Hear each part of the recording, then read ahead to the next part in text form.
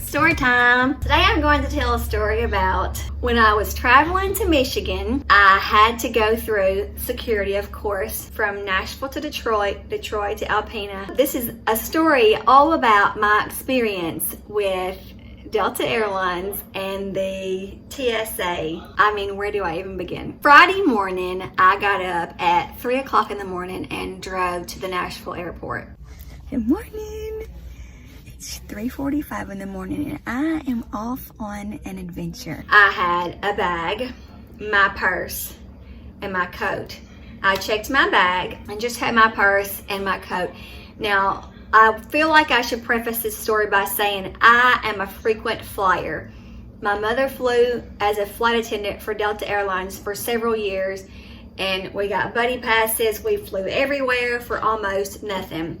So flying is my preferred method of travel for long distances. And I'm telling you this because I think you should know I'm not a novice. I don't know what got into me. Anyway,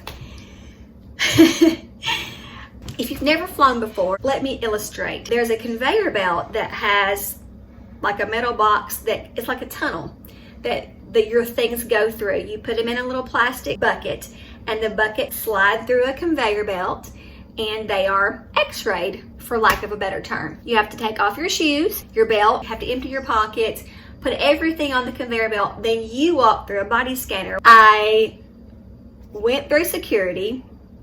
They sent my purse and my shoes, my belt, and my coat down the little conveyor belt. And when I went through, I passed through the little thing all perfectly. They patted me down and I thought, I've never been patted down before, but you know, it's random. When I got to the end of the conveyor belt and started getting my things, there's a TSA agent on the other side wearing gloves, and they do random body checks and they just pat you down. Well, they did a real quick pat down of me. It's never happened before, but it happens to people all the time.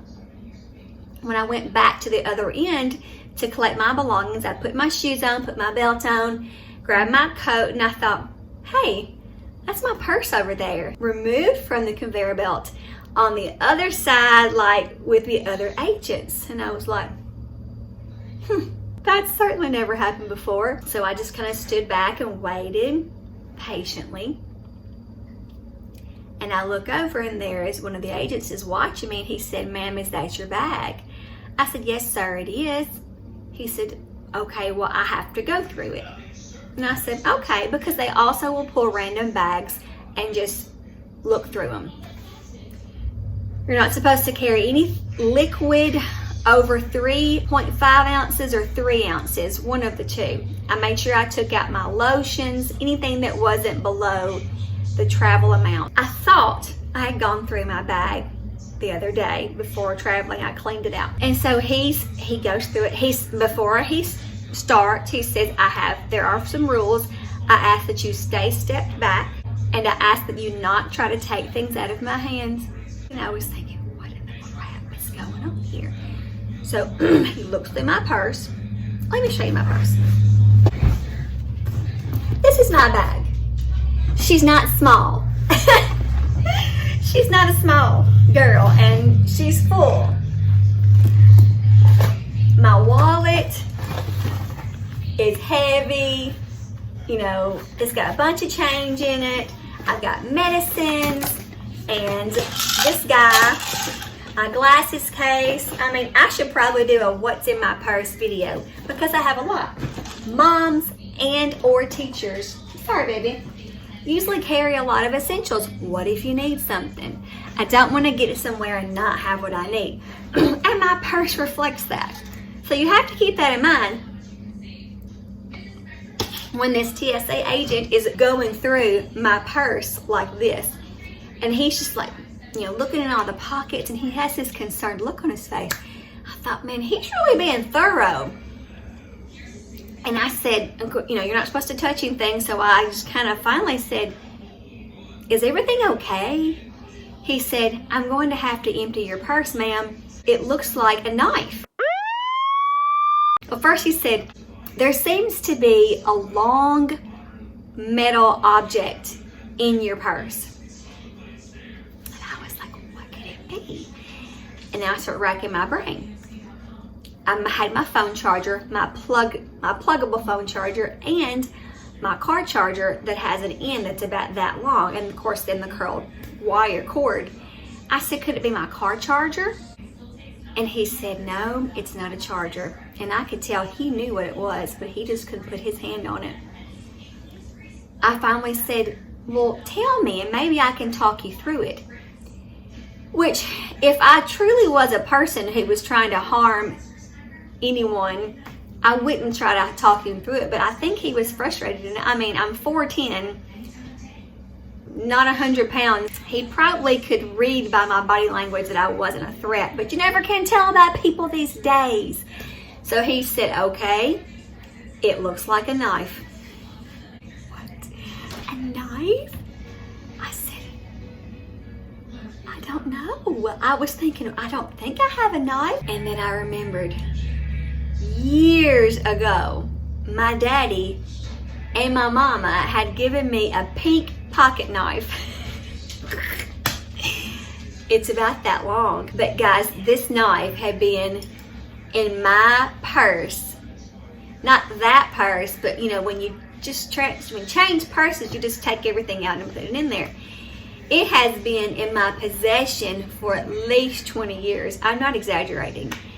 I've left it outside from using it outside, and I thought, I mean, it's so old and it's gotten wet so many times that when you open it, like rust flecks pop off. I have not used it very often. And so I said, oh my goodness, I think I have a pocket knife in there. And he said, I know you do. I've been looking for it for the last 15 minutes and I can't find it. I mean, I don't have just a ton of stuff in my purse. I said, well, let me help you. I said, it's pink. So he starts digging just way down deep in my purse where I couldn't believe he hadn't found it. And sure enough, in one of the inside pockets, he had gotten pushed underneath the fold of my purse, and he pulled out this pocket knife.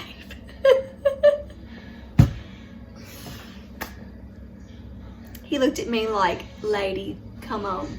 I said, I promise you that I completely forgot I had it. And when he opened it up and rust flecks and dirt and mud are going everywhere, he knew that it was just a mistake. And I said, chunk it, get rid of it. He said, he said, you can't take it with you. And I said, throw it away, I don't want it. I don't ever use it anyway. I mean, I do sometimes, but not like that. So he threw it away, and then all of my belongings are in this plastic tote. And you know, he's not gonna put it back in my purse. So he just hands me the tote and says, have a good trip. He's just shaking his head. I mean, I could see on the screen the contents of my purse and the outline of a knife. He said, I said, is that why y'all patted me down? He said, yeah, we knew you had a knife on you somewhere. Only me. The moral to this story is twofold.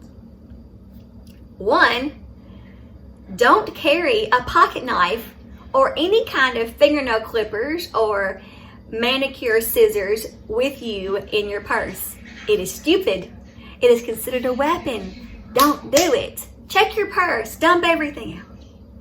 And number two, the TSA agents are really thorough and are truly there to keep everyone safe, because who knows what a dangerous person might dress as or how they might act if they were trying to, you know, get through incognito. They might dress as a 4'10", 100-pound Southern girl, kindergarten teacher, Sunday school teacher. So don't give a TSA agents crap. Be nice. Say yes ma'am and yes sir and do what they say. And you'll get to go on your trip. Just like I did. Pocket knife free. Have a good day. I'll talk to y'all later. Bye.